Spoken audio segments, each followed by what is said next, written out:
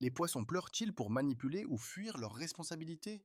Trop de larmes, pas assez de responsabilité. Les poissons, ce n'est pas un signe, c'est une fuite déguisée en sensibilité.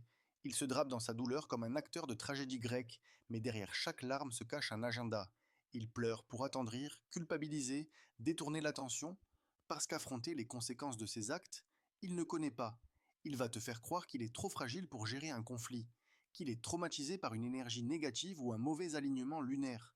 Mais bizarrement, quand il doit faire face à ses mensonges, ses esquives, ses petits jeux flous, il disparaît. Il ghoste, il bloque, il médite, tout sauf répondre.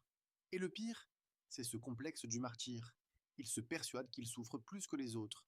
Il idéalise ses douleurs jusqu'à se convaincre que c'est une forme d'amour. Mais cette souffrance qu'il expose partout, c'est surtout une arme, une façon de manipuler ton empathie et te pousser à lui pardonner l'impardonnable. Le poisson est un expert en glissement de culpabilité. Subtil, insaisissable, toujours dans la brume. Ce n'est pas de la sagesse cosmique, c'est juste une manière de ne jamais affronter le réel. Si tu es toi-même poisson ou tu connais un poisson, alors mets la date de naissance en commentaire et n'oublie pas de télécharger ton cadeau, le lien est sur mon profil.